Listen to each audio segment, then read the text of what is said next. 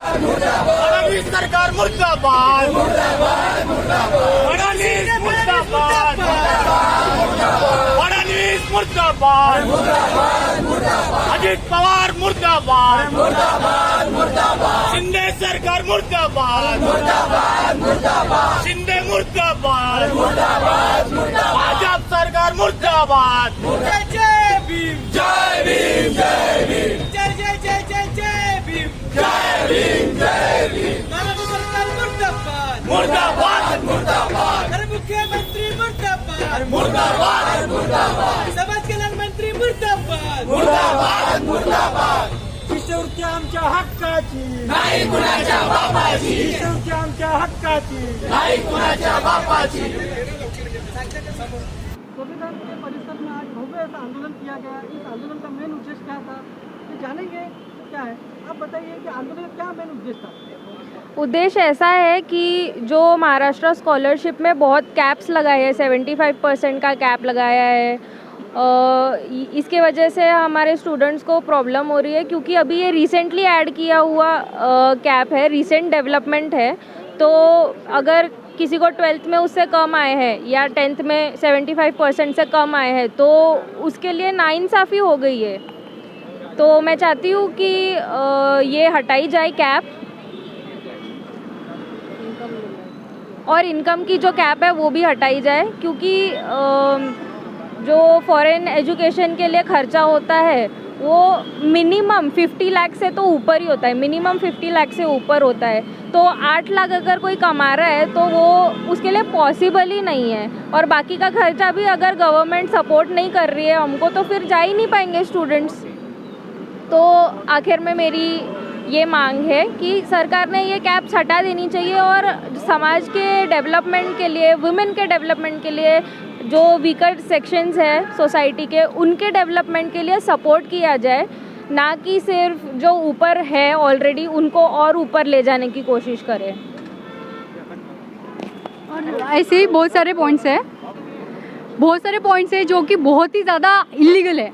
Generally मैं बोलूँ तो एक तो पहली बात है 75% का क्राइटेरिया। अगर कोई भी फैमिली अगर वीकर सेक्शन से आती है तो उनके लिए 75% स्कोर करना बहुत ज़्यादा डिफिकल्ट हो जाता है, फर्स्ट थिंग, बिकॉज उनके लिए फाइनेंशियल बर्डन होता है, उनको फैमिली फाइनेंशियल कंडीशन जॉब करना पड़ता है, सिचुएशन हैंडल करनी पड़ती है, जो कि इलॉजिकल है। 75% ये होना ही नहीं चाहिए। सेकंड चीज़, अगर उनको ऑफर लेटर आया है अगर फॉरेन से, तो ये इलॉजिकल चीज़ है कि हमारी कंट्री हमको रोक रही है पढ़ने से। ये सबसे शर्मनाक चीज़ है हमारे देश के लिए, अगर हमारी कंट्री हमें ही पढ़ने के लिए रोक रही है। बिकॉज एजुकेशन एक हमारा राइट है, एजुकेशन हमारा हक है। हम हक के लिए अभी रास्ते पे आ गए हैं, बहुत बड़ी शर्म की बात है, क्योंकि एजुकेशन राइट है तो हमको मिलना ही चाहिए। जैसे आर्ट्स जो अगर लगाई है 30% लाइक मतलब 75% हो गया, 8 लाख का हो गया। 8 लाख इलॉजिकल है। 8 लाख जिसकी लिमिट है, फिर भी 8 लाख अगर फैमिली कमा रही है, फिर भी उनकी फैमिली उनको सपोर्ट नहीं कर सकती है फॉरेन एजुकेशन के लिए।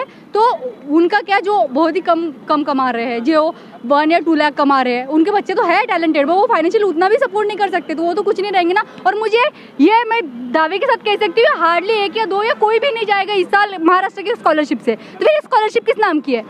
अगर स्टूडेंट जा ही नहीं पाए तो क्या काम की है स्कॉलरशिप? तो फिर दावा करने से अच्छा है कि हमको वो राइट्स हमारे मिले, ना कि दावे किए जाए या दिखावा किया जाए कि हमारी गवर्नमेंट ये करती है वो करती है। नहीं, एक्चुअल में हमको वो चीज़ें चाहिए, देयर इज़ अ नीड। मैं यही बोलना चाहती हूँ कि ये जो भी इलॉजिकल लाइक मतलब लिमिट्स लगाए हैं वो जल्द से जल्द हटाया जाए और बच्चे आगे पढ़े। That's it. और सामने आएगा, वो जल्दी आएगा। उन्हें हमने ये भी बताया कि 12 तारीख को लास्ट डेट है, उसके पहले वो GR लाने की बात कर रहे थे, लेकिन आज की 10 तारीख आ गई है, परसों लास्ट डेट है। कुछ बच्चे अभी निकल रहे हैं आगे, अलग अलग नागपुर के अलावा भी अलग अलग शहरों से पुणे के लिए निकल रहे फॉर्म भरने। सिर्फ 2 दिन बचे हैं उनके पास, तो बच्चों के पास 1 ही दिन बचा है, लेकिन अब तक सरकार ने ये नियम सारे वापस नहीं किए। तो इसीलिए हमने वापस ये आंदोलन आज खड़ा किया है, और सरकार से हम निवेदन करते हैं कि जल्द से जल्द ये सारी शर्तें वापस ले, नया GR सामने लाए, ताकि बच्चे जो महरूम रह जा रहे हैं, जो बच्चे नहीं जा पा रहे हैं, वो बच्चे जा पाएँ। और अगर इस बार सरकार ने ये बात नहीं मानी तो ये आंदोलन सिर्फ नागपुर तक सीमित नहीं रहेगा, ये पूरे महाराष्ट्र भरे में हम आंदोलन बड़े पैमाने में करेंगे, जन आक्रोश होगा और बड़े पैमाने में करेंगे। और सरकार से इसीलिए हम चाहते हैं कि ये ज़्यादा तकलीफें ना हो, ना ही समाज को और ना ही सरकार को।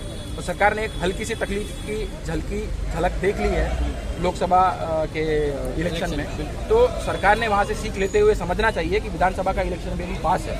और इस बार तो स्टूडेंट लोगों ने इलेक्शन वाली प्रक्रिया में बहुत अच्छे तरीके से भाग नहीं लिया, लेकिन अब अगर स्टूडेंट्स ये जान रहे हैं कि उनकी शिक्षा को छीना जा रहा है, उन्हें वंचित रखा जा रहा है, तो इस बार पूरे महाराष्ट्र का जनसैलाब स्टूडेंट्स लोगों का उतर जाएगा इलेक्शन के लिए और चाहेगा